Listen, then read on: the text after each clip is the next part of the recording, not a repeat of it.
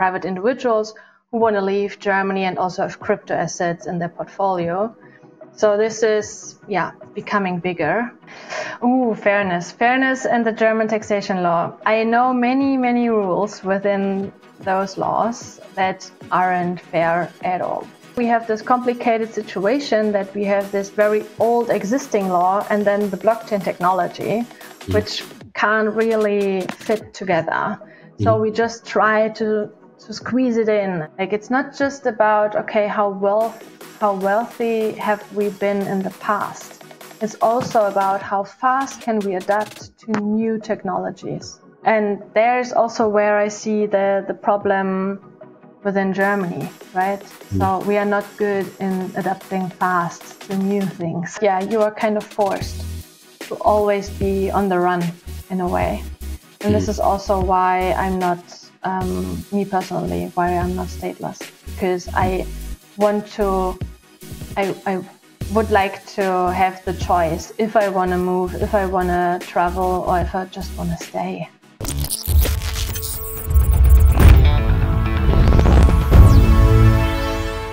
So today we're talking to Tami Mönnig. She's a tax expert with a focus on crypto tax. She's a co-author and lecturer and speaker. And you help individuals emigrate from Germany in a tax-optimized, legally secure way. Is that correct?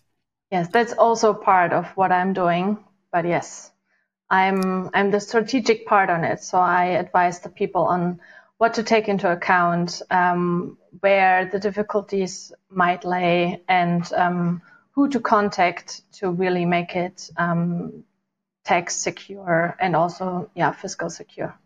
And you've been spending less and less time in Germany yourself. Where are you currently, and what are the main reasons for this? Yes, very true. Currently, I am in Cape Town in South Africa. And I'm traveling as a digital nomad since 1.5 years now, fully, like totally nomadic. And since 2025, I'm also not having my own apartment in Germany anymore. Okay. So yes, it became a real life now to be, sometimes there, sometimes there. But you're not like completely stateless, right? You're still a German resident, or how does that? So from a taxation point of view, this is totally stupid. What I'm doing, yes, because I still have to pay all of my taxes in Germany. But as I always also say to my clients, taxes are not everything in life, and it doesn't make sense if you just go for the lowest tax rates somewhere, and then you go there and realize, oh, this isn't my country at all. And because I haven't found my country yet, I still have my tax residency in Germany. But this will change in 2025 for sure. Okay, so you're working on completely leaving Germany, or is that correct? Or I am working on a solution for that. Yes, definitely. And you're not the only one doing that. In your experience, what kind of people tend to leave Germany? Is it true that it's more like successful people and individuals that are more likely to emigrate? So I'm coming out of the international taxation part. Like when I was employed for several consulting companies, I always have been in the fields of the international taxation law. And so this is for me quite normal to always have wealthy individuals who don't want to stay in Germany, or at least planning on going to emigrate at some point. So maybe my point of view isn't like totally comparable, because in my bubble there were always people who left Germany and who planned on leaving. But yes, it's becoming more and more. So more and more people are also asking me, more and more other tax advisors and lawyers are coming to my seminars, where I'm the lecturer for, to learn more about what to take into account when it comes to people, to private individuals who want to leave Germany and also have crypto assets in their portfolio. So this is, becoming bigger. So from that point of view, I can say, yes, it changes. And do you know what the main reasons are why people are leaving Germany? Well, so from talking to them and from having known them for a while, it's mainly because of the bureaucracy in Germany and all the things that are changing, not for the good, for entrepreneurs and for all the corporate companies. So it's more about this difficulties of really establishing something successful in Germany, because it's not like the tax authorities or the authorities in general would make their lives very easy. It's the total difference, right? So and also I'm self-employed as well, so I can tell you a lot about how many difficulties I had with becoming self-employed and still doing everything right, even though I know, I guessed I would have known everything, and then I became self-employed and I realized, oh wow, okay, there's way more. And that's just insane, because there's no real support for becoming self-employed. And this is quite sad, because many of them are bringing the wealth also to Germany. And of course, from a business point of view, from a strategic point of view, then at some point it doesn't make sense to stay somewhere where you just have to do so many things to be on track, to be at the 0 point, not even somewhere else, right? So I think this is the main frustration point. And starting or becoming unemployed from a different country, that's not so easy. If you know what I mean. No, so, I don't exactly know what you mean. I heard that it's also from friends that it's much easier to open up a company in different countries or work as a freelancer. So is that not an easier option, or are there also a lot of obstacles to overcome there? I mean, it's different from country to country, right? But in Germany, I wouldn't say it's more easy. In some countries, for sure, because you don't have to go through all of that bureaucracy and do all the paperwork and still not being on track. And also, for example, in Switzerland, the tax authorities are supporting to become self-employed in a total different way. So you really get kind of a guideline how to act, what to consider, what to prepare. You can also ask them. It's a real conversation. It's an exchange of knowledge. And in Germany, it's, for at least out of my opinion, it's more like this, oh, this is not safe, this is not good. We are educated to be employed. We are not, really welcomed to be self-employed. So yeah.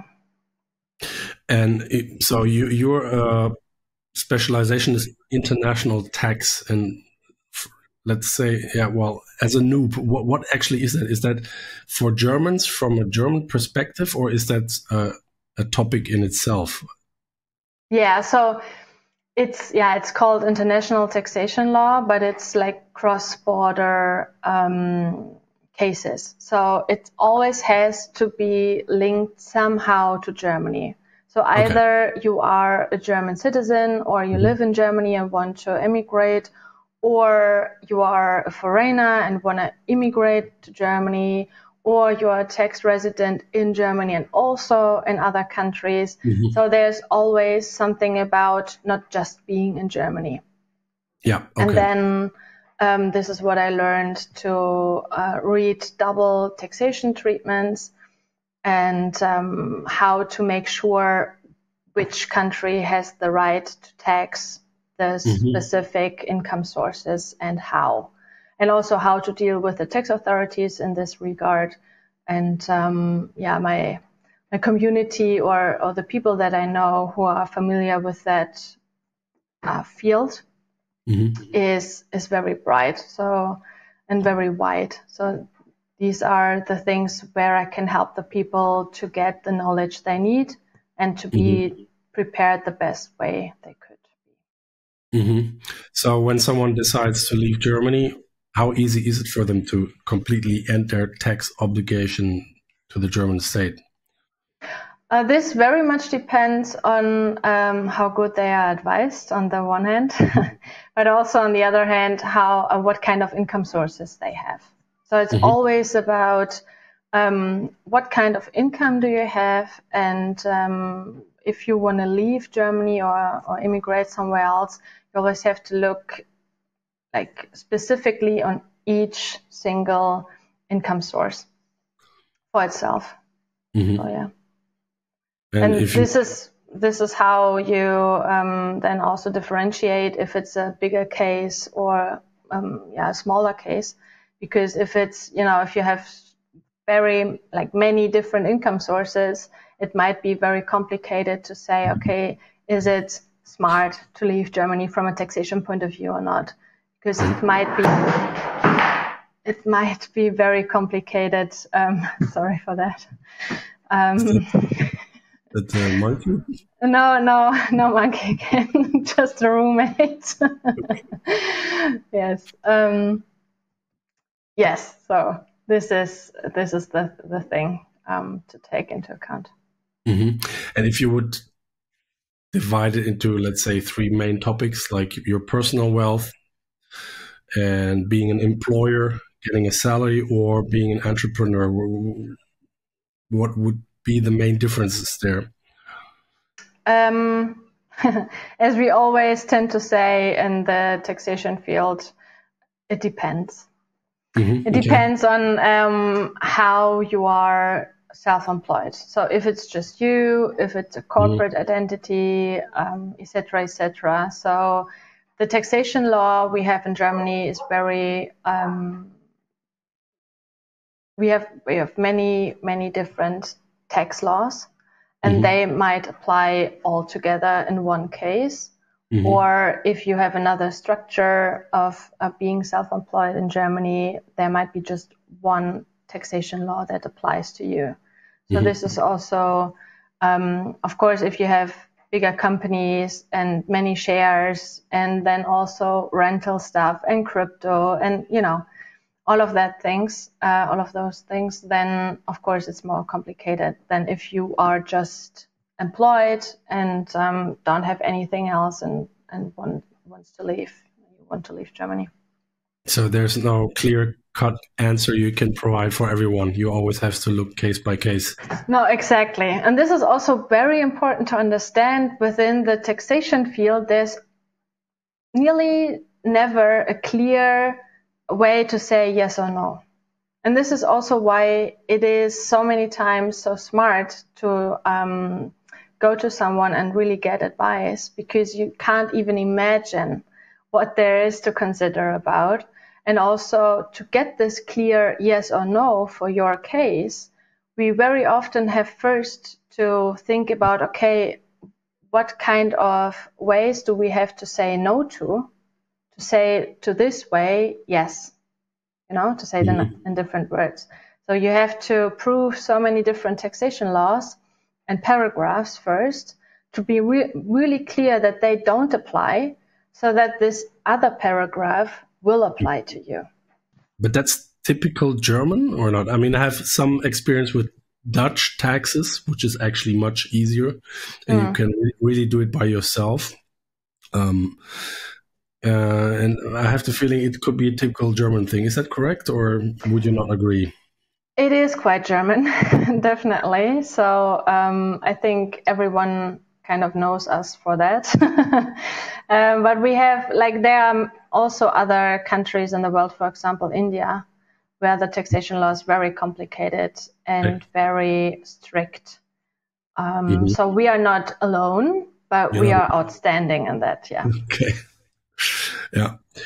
And yeah, when it comes to emigrating, there's the exit tax, the Wegzugsbesteuerung, and the expanded limited tax liability, erweiterte beschränkte Steuerpflicht. Yeah. That is the most known tax, probably. Yeah, could you explain what these are and why they exist, maybe? Why they exist? So to give a very, formal answer to that, it exists to prevent tax evasion and profit shifting to other countries without paying the taxes in Germany where they belong to, right? So to really make sure that the gains from hidden reserves are taxed in Germany and not are taken with them to another country and then be taxed there. But hidden reserves means wealth that has never been taxed before, or you have to pay tax on things you've already taxed before in Germany? I mean, then we come back to the case that we have many different tax laws in Germany. So it might be that those gains are taxed with another tax already. And then this taxation law applies because it's another paragraph, now another law within the taxation laws. So it can be, but in a different way, if you understand what I mean. So it is quite complicated, but if you move away and, for example, the exit tax applies to you, this is what most people kind of have heard of already. It also not applies to everyone. And sorry, the exit tax is on wealth you've accumulated on shares. On shares of a corporation you are the owner of, at least with 1% in your in a private area. So that are no shares from another corporation, but your own ones.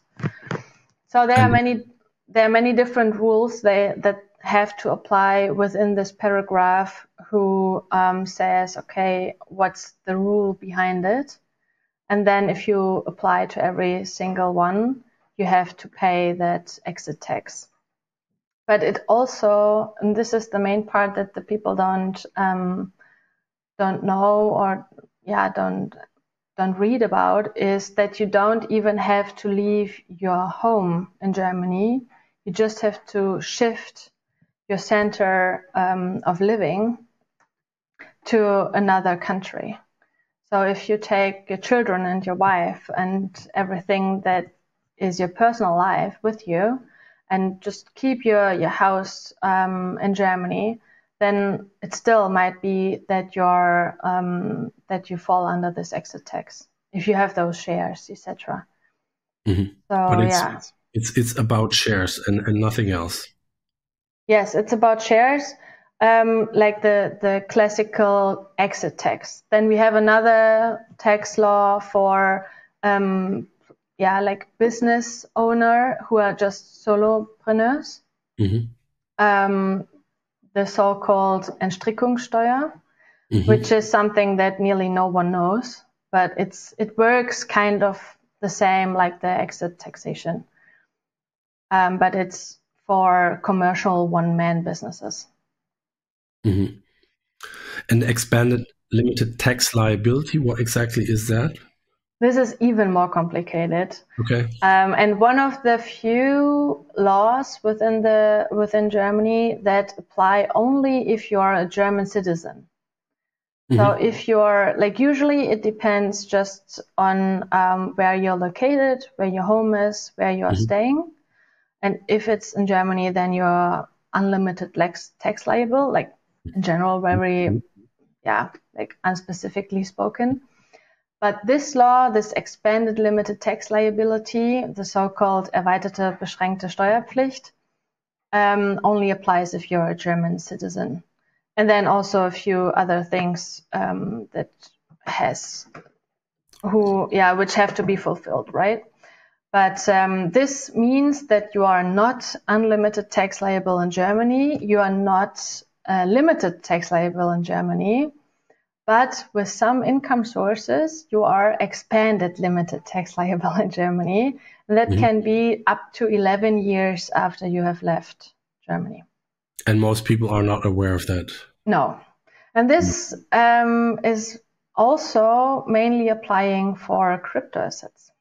Oh, okay. This is why I'm advising tax advisor and lawyers on exactly that tax law, because they're not aware of that. And this might be, or this could become a very big issue, especially now going forward with all the new people who are coming into the crypto field and also thinking about leaving Germany, and the tax authorities who are becoming more aware, etc., etc. So this will be and is already a very, very important tax law. So I'm not a German national, but I live in Germany, so it doesn't affect me at all. If you don't have the German citizenship, then not. I don't. Yeah. Is that fair? Ooh, fairness and the German taxation law. If you, like, I've studied it. I have worked within it like the last 12 years. And I know many, many rules within those laws that aren't fair at all. But it depends on why they came into this whole book of taxation law in Germany. And that depended on the party that was ruling, right? So it's, I mean, in the end, it all comes back to the politicians and what they wanted to achieve and what kind of group they wanted to support and which one not. And it's, yeah, it has ever been like that. And if you really know how to read the taxation laws, you can see it many times in there. So this is not about being fair or not fair. Could you give an example of such a law that is like blatantly unfair, for example? I mean, if you think about it, like, for example, the exit tax, even though you're moving within the EU, you have to pay it. This doesn't make sense at all, especially since they changed it. And I think it was 2019 the last time. And they took out the specific rule that you could find a way to not pay the tax for at least a certain time, or sometimes even forever, when you just moved within the EU. But they changed that. So since then, you have to pay it anyway. And this doesn't make sense, because we have this EU for exactly that reason, right? So that we are free, that we can move, that we can all exchange everything. And this should also be the same with, moving your private life to another country. It's not about going abroad and living in South America or something. It's just like, for example, moving from Germany to Austria. And that's insane, right? So, yeah. And all of those tiny little changes that came by time, and or even from the beginning on, if you really know what's going on, it's kind of obvious what was laying behind it, like what kind of idea. Yeah. And are there any other taxes where you think like, okay, this is something people should be aware of, or tips and tricks that people, or? I mean, especially what I just said, like for the commercial one-man businesses, that there is another kind of exit tax as well. Then also that you shouldn't just think for one income source, but always for every single one. Then if you're really unlimited tax liable in Germany, so if you're living in Germany and have your apartment there, then you're tax liable in Germany with your worldwide income. So it doesn't matter where you have the property, or sometimes, yes, but just let's say it that way. In the first place, it doesn't make any difference, because we have the rule of the worldwide income that which gets taxed in Germany then. And for that reason, you first have to make sure to not be unlimited tax liable in Germany anymore. Then you have to make sure that you're not limited tax liable with your domestic income in Germany anymore. Then you have to make sure that you're not extended limited tax liable in Germany anymore. And then you have to make sure that no exit tax applies to you. Mm-hmm. And then still, if you are, if you would die or if you would donate something to someone, these taxation rules are still applying to you for several years, even though you moved to another country. Mm-hmm. So there's always there's always something to still keep in mind and to consider before you really move, and mm-hmm. before you're fully free from German tax laws. Yeah. Yeah, seems like a difficult journey, but for some probably absolutely worth it. Do other countries have comparable tax rules, or how does Germany fare in comparison? Yes, definitely. Other countries, especially within the EU, have them as well. So mm-hmm. we had this anti-tax avoidance directive from mm-hmm. the OECD several mm-hmm. years ago, and this directive said that all the nations within the EU had to implement a kind of exit tax, which many of them did. So, for example, also our neighbors have them, like France, Austria, Switzerland.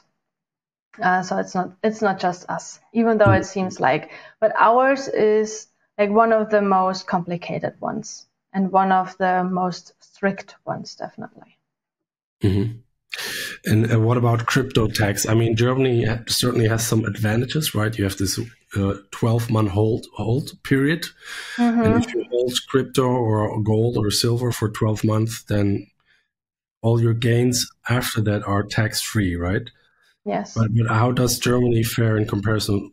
What else is good or maybe bad in Germany if you compare it to other countries? Oh, that's difficult to say because the taxation of crypto assets is very difficult, but also very different from country mm-hmm. to country. Mm-hmm. So in Germany, yes, we have this 12 months, or like 12 months. It's a 1 year holding period, which is also very important from a taxation point of view. So it's always about not even 365 days, but 1 year. So every 4 years, you have 366 days, right? So this is very important to know that the rule applies to 1 full year, no matter what. Because of this 1 day? Yes, because of this 1 day, for example, if you just go for the days, I mean, the month should always work, but better to be clear and say how it's written mm-hmm. in the law. And there it says 1 year. But either way, in Germany, we have, we are not quite clear about how we should tax the crypto assets from a technical point of view, because right now we don't have a taxation law and a crypto taxation law. We just have the existing law and subsuming these cases under the existing law. And then we have this complicated situation that we have this very old existing law and then the blockchain technology, which can't really fit together. So we just try to squeeze it in and somehow make it work, even though it might not make sense if you really know the technology behind it, right? And why does it not make sense? Why does it not fit? Yeah, I mean, for example, like landing. If you really go back on how landing works, you should. Landing? What is that? Yeah. Like landing. Yeah. Okay. Yeah, I understand. Yeah. I wanted to say okay. Thinking about a plane. No. Like landing and staking, but it's not really applying to staking. But for landing, if you know how it works, mm-hmm. From a technology point of view, you should consider it under the capital gains tax law, because it is capital gains, right? Mm-hmm. But from this weird thing of, okay, we are squeezing in this technology-driven things into this existing law. It falls under another paragraph why we don't have the capital gains tax ratio from 25%, a little bit more, but the personal tax rate from up to 45%. So it's like many little tiny things that you, if you really know how the crypto field works and how it's used and how it's also programmed, you would have never guessed the way how it's taxed. Mm-hmm. And because I know both worlds, because I came from the private interest side and just I've been invested myself, and I tried out everything, and I was like, oh yeah, this is great. And then because I studied taxation law and was a consultant and did all of those things, so people came to me and asked me like, hey Tami, would you mind to explain us how we could, fill out our tax declarations, how it's handled? And then I really had to educate myself about that. And then I came to the conclusion, okay, from a taxation point of view, what I learned how we should tax income, it doesn't make sense at some points, but this is how it works in Germany. First, we have something existing, we just try to make it work, even though it doesn't really fit. And then with time and many discussions and everything, we might come to the conclusion and change something. So let's see how long we will have this weird thing of putting some things together who obviously don't fit together. Yeah. Well, in that respect, maybe it's something that many countries still have to figure out because it's a relatively new industry. So I know it's a general question, but what do you think are the most Bitcoin-friendly countries where you would advise people to go to when the focus is really on crypto or Bitcoin? I mean, it is shifting a lot. So several years ago, it was definitely, if you wanted to stay in the EU, it was Portugal. Nowadays, it's more Malta and northern Cyprus. But yeah, it's also Singapore a lot. Then, of course, like the traditional thing like Bahamas. But also Switzerland nowadays. So Switzerland is quite, especially because it has way more clear regulations about it. And if you talk to the tax authorities, they know about it. They know what to do. They talk to you. They help you. It's like a real exchange, a real, with each other in comparison to against each other, like in Germany. So this makes your life much easier, to say it that way. So it depends on where your focus lies. If your focus lies on very little taxes, or if your focus lies on, okay, I don't have any problems with the tax authorities and it's all clear and we can talk about it and it's all right,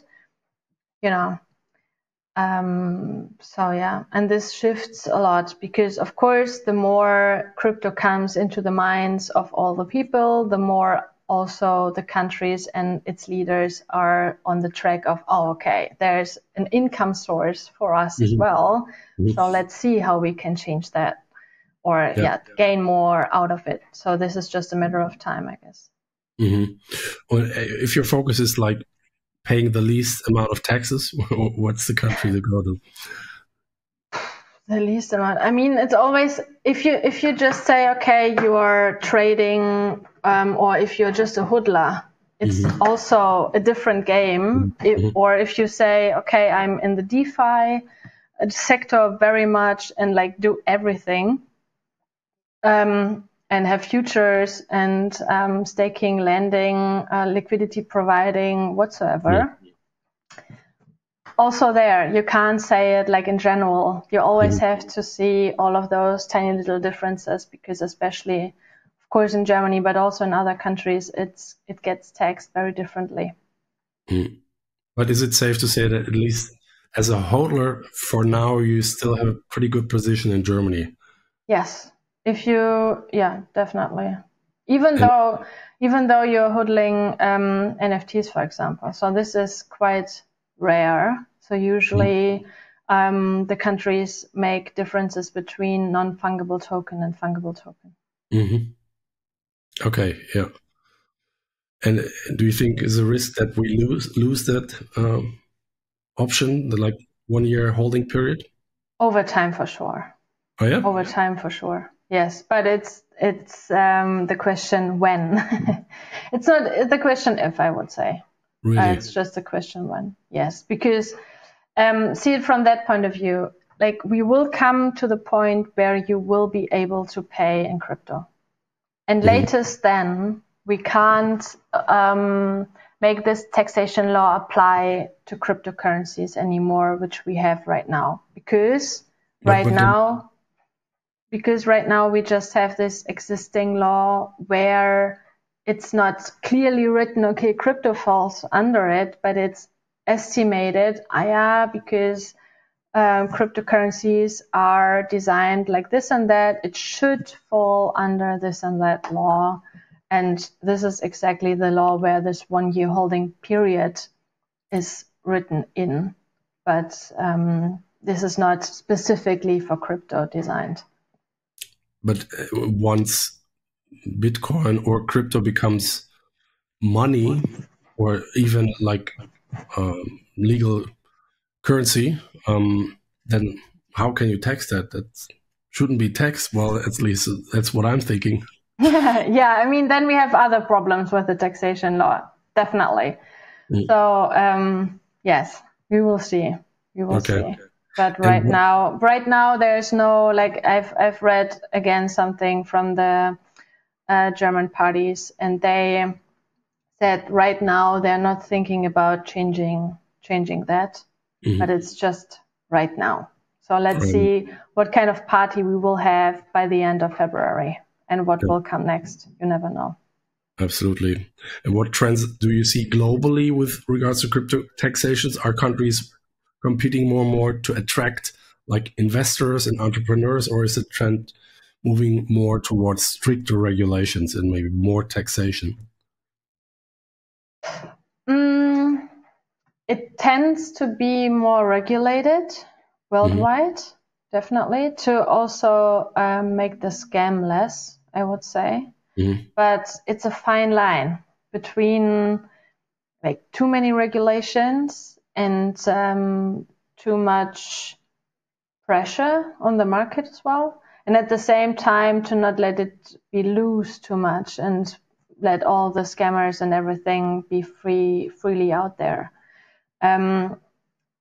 But yes, it very much depends on the parties and the leaders of the country. If they're using it for themselves, if they're using it to control people or not, what they have in mind. So, of course, they will always sell it this is for the people and this is great because then this is regulated or not.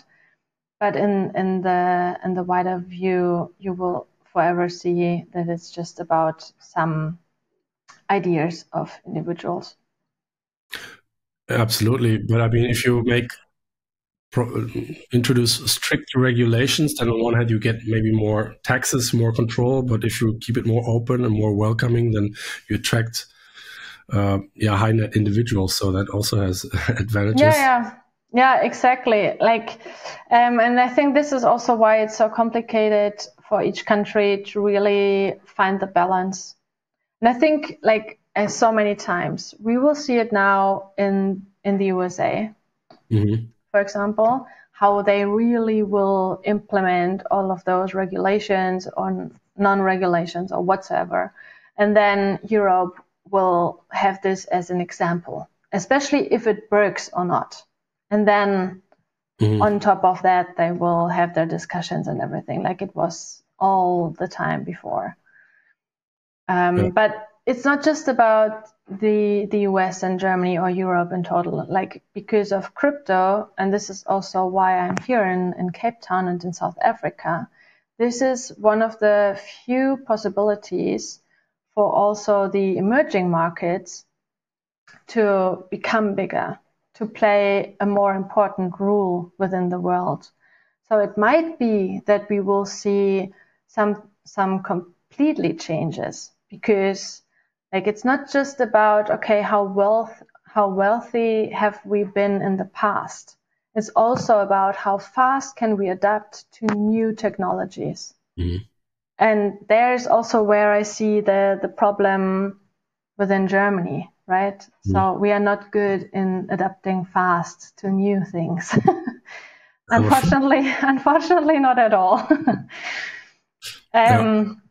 So this is, why we have to have a look how it will come the next couple of years. But China, like all the Asian countries, and also of course like Africa, South America, let's see how they will find it. I mean, you saw it with El Salvador, you see it with Argentina. It's like so many countries that we haven't spoken about at all in the past are now like becoming bigger and bigger in this area of, okay, they're using crypto already. How did that work? What did they wrong? What did they right? Etc. Yeah. Like a learning example, right? Yeah. So, and let's see how it will end. Yeah, often countries where there's a higher urgency that we possibly don't feel yet in Germany. Exactly. But there's still a growing movement also in Germany of people that try to become stateless, to avoid taxes, to become more free and avoid government rules. This offers more freedom, but also brings challenges like instability, constant moving.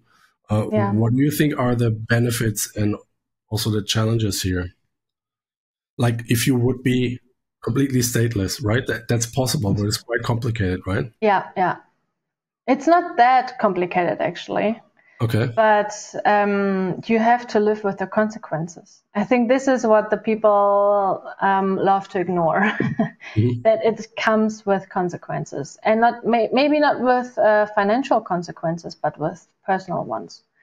So yes, definitely. I mean, from a worldwide perspective, if more and more people are constantly moving, you will definitely have the problem more to, okay, where do they get taxed? Is it possible to tax them even though they're just 3 months there? Like, for example, this is also why I'm not traveling to India, because in India you get unlimited tax liable like super quickly.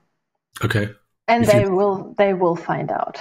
Okay. If you're there as a digital nomad, this is a nightmare. Okay. So just don't go to India for doing some support or services or anything. But like this will be a way bigger topic, I guess. And also every single country will have to think about, okay, how to attract those people, because they are very wealthy. They know how to build businesses. They know how to earn money and bring the money, right? And how the states and the countries could participate on that. But this is the one part. The other part is like for every single person itself, is it really worth it? What do we really want? We are still human beings. We still want to belong somewhere. We still want to feel at home somewhere. Mm-hmm. And this, like, at least for me, will bring me to that point where I won't have this kind of life I have currently anymore. At some point. So the disadvantages are, I guess, that you cannot stay anywhere for a certain period of time. So you will have to keep moving. Yes. Is that right? Exactly. Yeah. Is there like a general time frame, or is it different, as you probably already hinted?